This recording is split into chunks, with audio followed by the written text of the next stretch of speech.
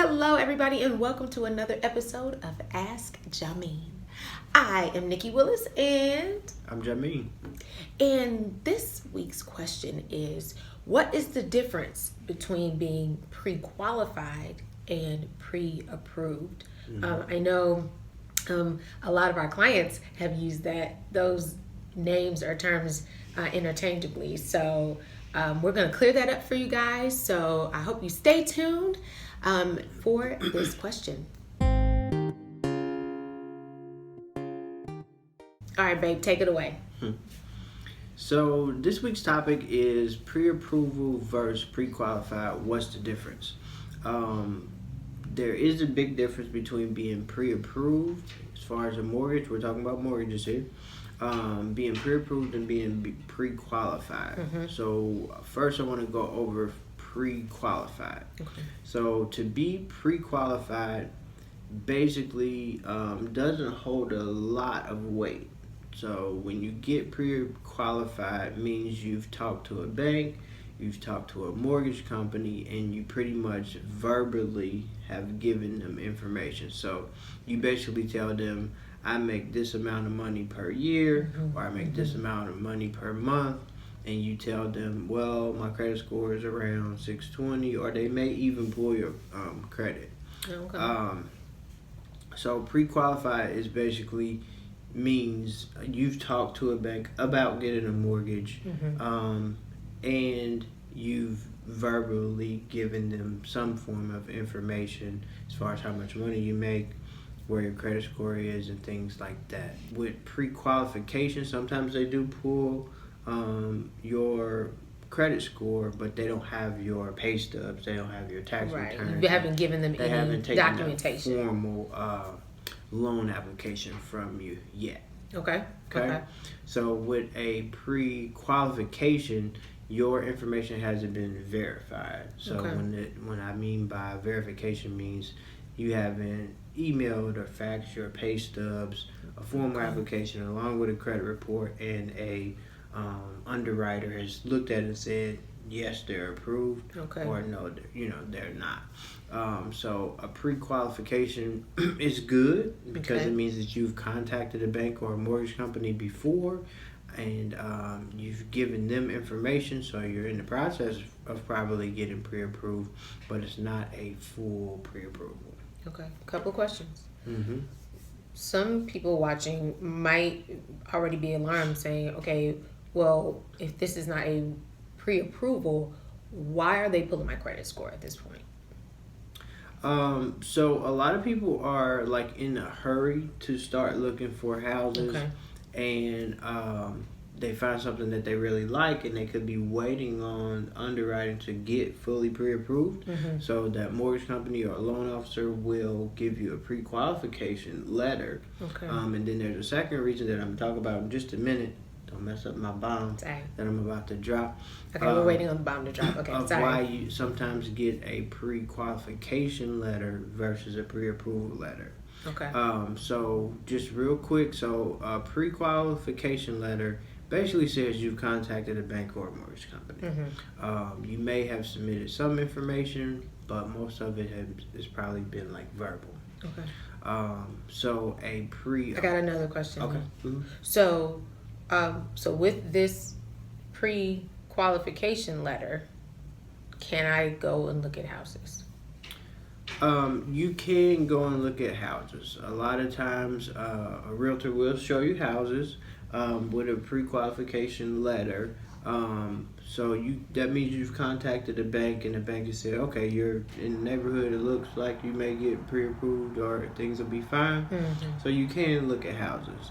So I'm going to talk about the difference and what it means to somebody on the outside and what it means to you. So I will talk about the difference between that. That's another bomb you're trying to mess with my I'm spoiling all the alerts. The thunder is coming. I'm sorry. Okay, go ahead. So pre-approval.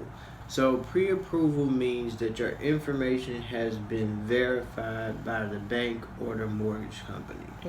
So the difference between a pre-qualification letter and a pre-approval letter is, with a pre-approval letter, the bank is saying, I've looked at your income, I've looked at your credit and verified it. That means you sent them in, they pulled your credit and they've seen it, verified that yes, you told me you make $65,000 a year, and you submitted the tax returns or the pay stubs to prove it. Okay.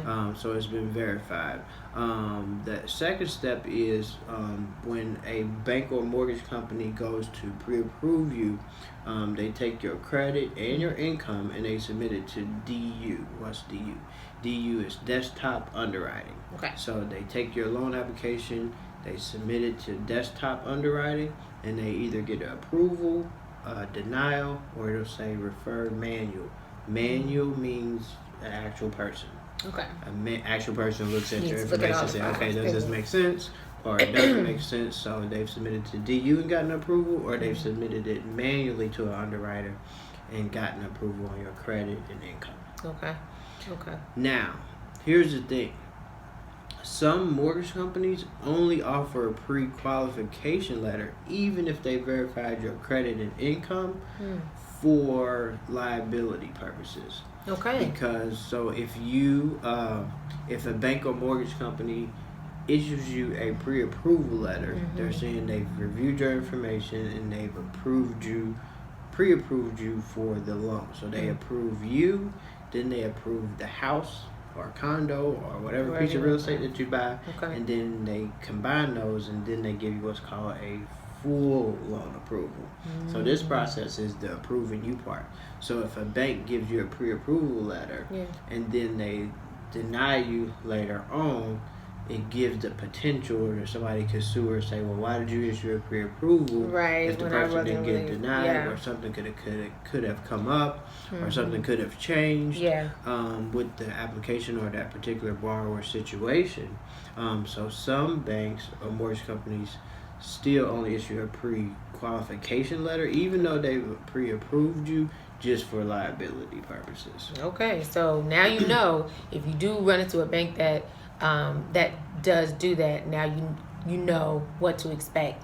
Would it be fair enough to ask them, do you send, ask the bank, do you send pre-qualification letters or pre-approval letters, just so that they know? A good thing is when you work with your realtor or you work with us, we send you to people to give you an actual pre-approval letter, and they stand by it. There is a disclosure at the bottom says the loan information could change, or somebody's situation could change, but you want to work with a mortgage company that gives a pre-approval letter, and they pretty much stand by it. So that's what you want to do there. Now here's the thing. Is this the bomb that's about to drop? Yeah, here's the thing. Okay. It's really up to you to know the difference between the pre-approval and the pre-qualification. So if you know that a loan officer has checked your credit and your income and they approved it, but they've given you a pre-qualification letter, you feel more comfortable because that information has been verified. Yeah. But if you know that information hasn't been verified, when somebody doesn't accept something, don't, be surprised because it wasn't done. Or if they come back and say something was wrong, it wasn't verified. Right. And we know just the easy way to identify the difference is, have you sent in documentation or not? That's the biggest thing. Okay. Yeah, the biggest difference between pre-qualification and pre-approval is you've sent in information to be verified. Okay. Either by that loan officer or by an actual underwriter or desktop underwriting or DU. So you can't, it's up to you. I wouldn't go out and go shopping and put an offer on a house unless you've submitted credit and income Documentation. either full approval or pre-qualification only because of liability purposes, because you know that you haven't submitted that information and haven't gotten it verified, and you don't want to get your hopes up and get your heart let down, yes. or also and get your heart broken because something is not verified. So don't go shopping for a house unless you're pre-approved for a mortgage. One, because it helps you get the offer, the realtor that you're working with helps us get the offer accepted. And then two, you don't want to be disappointed if you submit your information and it's not verified. You could potentially be disappointed and have to start the process all over again. Yep. Good stuff. Okay, so now we know the difference between a pre-qualification and a pre-approval, and what we want to see you have is the pre-approval. And we know that happens when you've sent in your documentation, you sent in pay stubs and bank statements and everything that they have requested, and they have approved you for a specific loan amount. All right. Well, guys, I hope this helped. If you like this episode, if you like this video, go ahead and hit the thumbs up. Also, go ahead and subscribe to us at the Willis Team LV. If you have a question or a comment, we're always looking for different questions to answer. You can email us at thewillisteamlv.com. If you are here in the Las Vegas area and you need help looking for a home, feel free to contact us at thewillisteamlv.com. Well, I am Nikki Willis. This is Jay Willis, and we will see you guys next week. Bye. Bye-bye.